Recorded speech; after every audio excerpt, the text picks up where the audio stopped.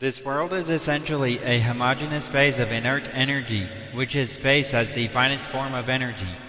The creation comes from space or finest energy. The space has come from God. This is explained by Veda. The space or the finest energy is called as Mahat, which is infinite. From the space all the world gradually comes out by the will of God. Even the space came out from God by His will only. If you do not recognize God, the energy being inert cannot plan the creation. The link between God and this space is unimaginable and is stated as Avyaktam. Veda mentions this unimaginability as the intermediate item between God and Mahat. You should not fix this Avyaktam to a particular item only. It is simply a word which means unimaginable and can be used in any context to mean any item by anybody. Suppose a student is unable to understand the higher concept. For him such concept is unimaginable. Therefore the word unimaginable, or Avyaktam, has a general sense and can be used in any context. This word is also used to the subtle and invisible state of the world in the energy as a micro-impression also, after the final dissolution of the world. Similarly, the word Brahman can be used to any greatest item depending on the context. It can indicate anybody, starting from God to the head of a village. Veda says that God is beyond this link. Space is imaginable, but God is unimaginable. Therefore, the link between unimaginable God and imaginable Mahat also becomes unimaginable. Only the link between two imaginable items is imaginable and can be understood. The unimaginability is experienced, and the unimaginable God identified with the perceivable human incarnation is experienced. Therefore, the concept of unimaginability is proved by the basic validity of authority through experience and perception. Veda says that you can see God. If Lord Krishna or Jesus is not seen, and if they do not establish the concept of unimaginability through their actions, the existence of unimaginable God can be ruled out. Since there is only one Krishna or only one Jesus, you cannot say that every living being or human being is that unimaginable God. Such delusion is only the effect of egoistic demonism. The first form of creation is energy. All the other items are the modifications of that energy only. All the modifications may perish, but energy remains eternal due to the will of God. It is like the reel of the film containing the whole picture after the dissolution of the world. No fool will destroy the reel at the end of the show. Therefore the reel is eternal, but its eternality is based on the will of God. If God wishes, even the energy disappears. The reel is not destroyed, but can be destroyed. Such eternal finest form of energy is called as Mahat by Veda and is called as Mahat Brahma by Gita. The Sastras say that Mahat itself means Brahma. When the will of God is withdrawn, this entire world along with the souls and their corresponding attributes become a static impression on the inert energy and is retained in the state of Avyaktam. In this state, both good and bad attributes or feelings are static and inert and therefore become equal. A good deed painted as a picture on a paper is equal to a bad deed painted on a paper. There is no difference between good and bad in this state. This is the equilibrium state of the good and bad qualities before and after the creation. This is the meaning of the equilibrium state of the three qualities as mentioned in the Sankhya philosophy.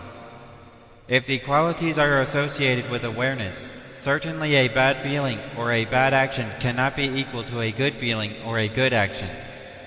The equilibrium state certainly means the state of good and bad qualities as inert impressions in the basic phase of inert energy. Such a state results in deep sleep. This finest primary energy is called as Mula Meye, or Mahat Brahma, or Karya Brahma, or Hiranyagarbha. Since it is the first greatest item of the creation, and since it is infinite, it is called as Mahat Brahma. Since it is the generated product or effect, it is called as Karya Brahma. Since God is hidden as root cause of this energy, it is called as Hiranyagarbha. The word Hiranya indicates the most precious God, and the word Garbha indicates the unimaginability of God. It is called as Mula Maya because it is the root cause of this universe, up to which only one can analyze. God is called as Mula Mulam, which means the root of the root. The word Maya means the wonderful capability or potentiality of this energy by the will of God. This energy again stands as the medium for the will of God. The wonderful design of the world created by this energy indicates the wonderful will of God. No soul can cross this Mula Maya because the soul can be transformed into this basic inert energy at the maximum. It cannot be beyond itself. Only God, who is the generator of this energy, can be the original creator. The modifications of this energy, like matter, awareness, light, etc., constitute the second plane called as Mahamaya. A soul can cross this Mahamaya at the maximum. He can create matter from the existing inert energy. He can create awareness from the existing inert energy. He can create light, heat, etc. from this inert energy. These are the supernatural powers which are responsible for miracles. He cannot create the primary energy and thus cannot be the original creator. He is the creator at the secondary level and therefore can be called a secondary creator. In the third level, the feelings are generated from the awareness. The forms are generated from the matter.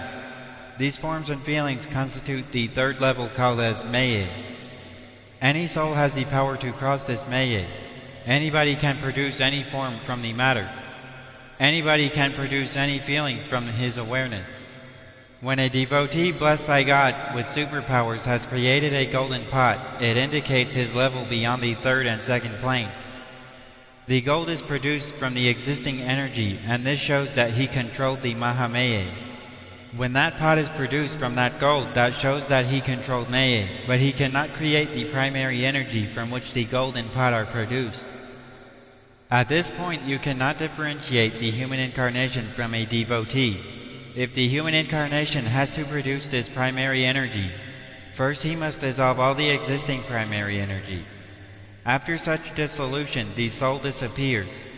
You cannot exist to see the creation of that primary energy. Even after the creation of primary energy, you are existing as an inert impression in the inert energy, and thus cannot understand anything.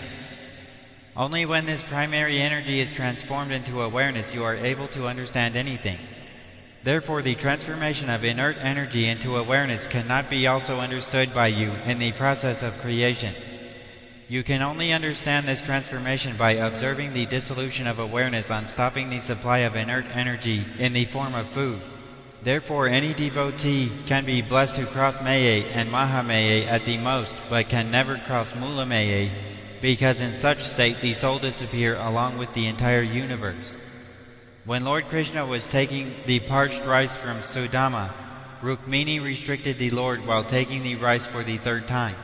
If the Lord takes the rice for the third time also, Sudama will cross the Mula Maya and will become the original creator, manager, and destroyer of the primary energy. A soul being the primary energy in its essential form cannot go beyond the very inert energy. Therefore, it is impossible for any soul to create, manage, and destroy the Mula Maya. Sudama was blessed to cross the two levels of Maya and Mahamaya. When he crossed the first level, he crossed the illusion of forms and qualities while living with them. When he crossed the second level, he attained all the superpowers. The Lord was ready to give up the original creatorship also, but since the soul cannot perform that activity, it was restricted. When the Lord is prepared to become your servant through your practical devotion, what is the necessity of becoming the Lord? When the doctor is becoming your servant to perform the operation, why should you wish to become the doctor?